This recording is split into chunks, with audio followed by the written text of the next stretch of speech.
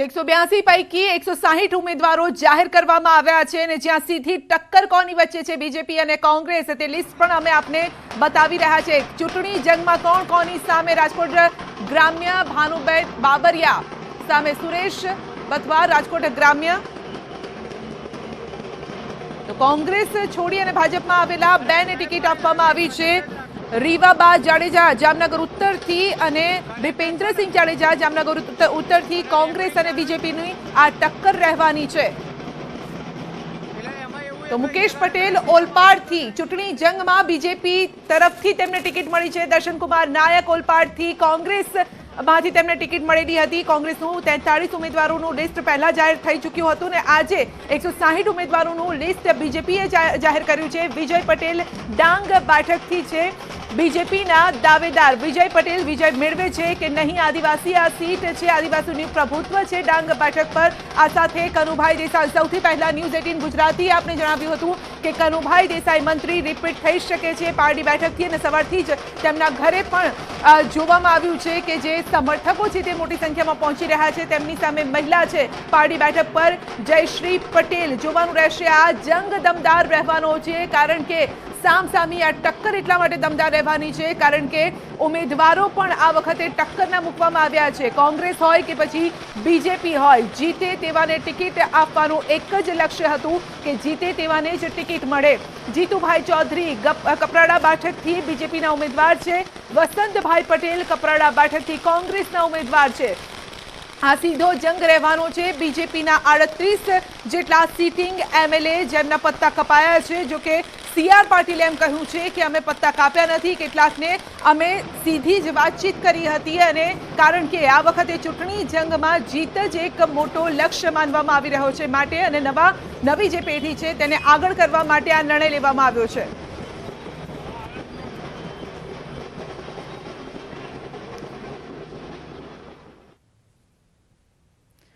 તો જયેશ રાદડિયા જેમને ટિકિટ મળી છે અને તેમના પિતા પણ પીઢ નેતા હતા, તેમને જ્યારે હવે ટિકિટ મળી છે ત્યારે અમારા સહયોગીએ તેમની સાથે વાતચીત કરી હતી। અંકિત પોપટે તેમની સાથે વાતચીત કરી હતી, સાંભળીએ। ગુજરાત વિધાનસભાની ચૂંટણી માટે ભારતીય જનતા પાર્ટી દ્વારા પોતાના ઉમેદવારોની યાદી છે તે જાહેર કરી દેવામાં આવી છે અને ફરી એક વખત જેતપુર જામકંડોરણા સીટ ઉપરથી જયેશ રાદડિયાને રિપીટ કરવામાં આવ્યા છે। શું કહેશો જયેશભાઈ?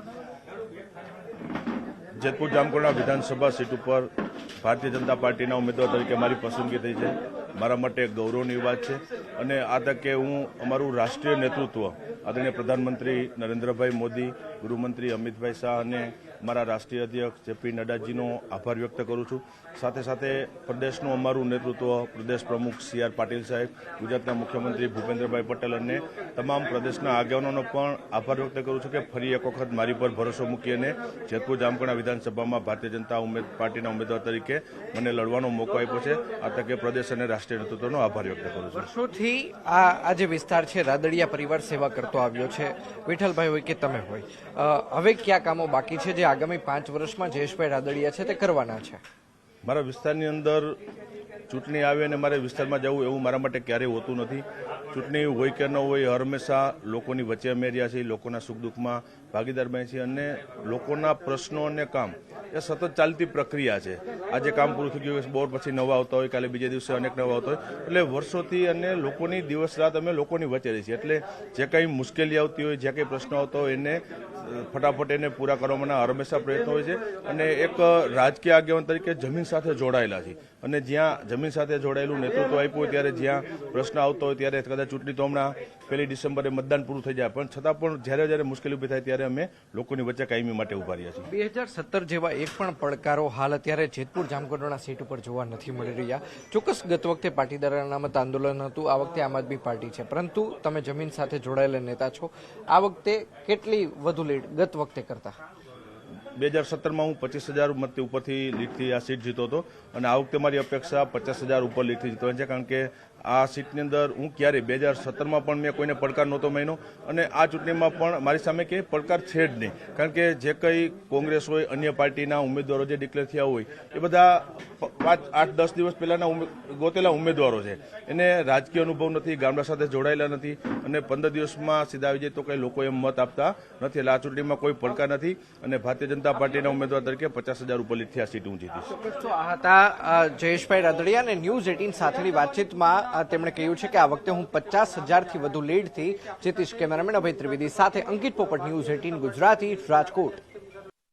નામ છે તે જાહેર કરવામાં આવ્યા છે ત્યારે રાજકોટ દક્ષિણની બેઠક માટે ઉદ્યોગપતિ અને ખોડલધામ સાથે સંકળાયેલા રમેશ ટીલાડાનું નામ સામે આવ્યું છે.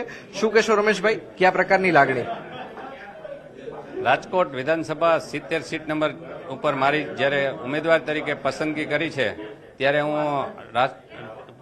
આપણા ભારતના વડાપ્રધાન નરેન્દ્રભાઈ મોદીનો આભાર માનું છું. એવી જ રીતે અમિતભાઈ શાહ, જેપી નડ્ડા સાહેબ અને મનસુખભાઈ માંડવિયા, CR પાટીલ સાહેબ, ભૂપેન્દ્રભાઈ પટેલ બધાનો ખૂબ ખૂબ તહેદિલથી આભાર માનું છું. ખાસ કરીને તાજેતરમાં જ આપની અને નરેશભાઈની અમિત શાહ સાથે મુલાકાત પણ રહી હતી. શું કહેશો આ મુલાકાત વિશે? અને ખાસ કરીને નરેશભાઈ પણ ઈચ્છતા હતા ઘણા સમયથી, આપનું લોબિંગ પણ કરી રહ્યા હતા. શું કહેશો? અમે ભારતના વડાપ્રધાન નરેન્દ્રભાઈ મોદીને મળ્યા જ્યારે આવડા મોટા દેશના વડાપ્રધાન હોય અને આખા દુનિયામાં જેનું નામ હોય એને મળવું અને એની સાથે બેસવું એ ખૂબ આનંદની વાત છે. અમે એની સારી મુલાકાત કરી હતી પણ અમે કોઈ રાજકીય ચર્ચા નહોતી કરી. અમે ખોડલધામમાં આવવા માટેનું આમંત્રણ આપ્યું હતું. શું કહેશો આગામી દિવસોમાં કે જ્યારે આપ વિધાનસભાના ફ્લોર ઉપર જશો, આ જે વિસ્તાર છે તેનો વિકાસ કઈ રીતે કરશો? ક્યાં ક્યાં વિકાસ કામો આપ કરવા જઈ રહ્યા છો? શું કહેશો? રાજકોટ શહેર એક એવું રંગીલું શહેર છે. વિકાસ ખૂબ ઝડપથી થઈ રહ્યો છે. કોર્પોરેશન પણ વિકાસના કામ ઘણા કરે છે. ગુજરાત સરકારે પણ કર્યા છે. આપણે જોઈ શકીએ છીએ ઓવરબ્રિજને ઘણું કામ કર્યું છે.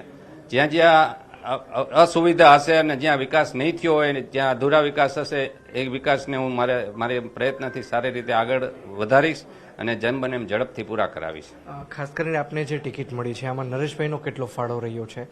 શું કહેશો? કારણ કે આપ એક સિક્કાની બે બાજુ જેવું આપ બંનેનું તાલમેલ રહ્યું છે. શું કહેશો?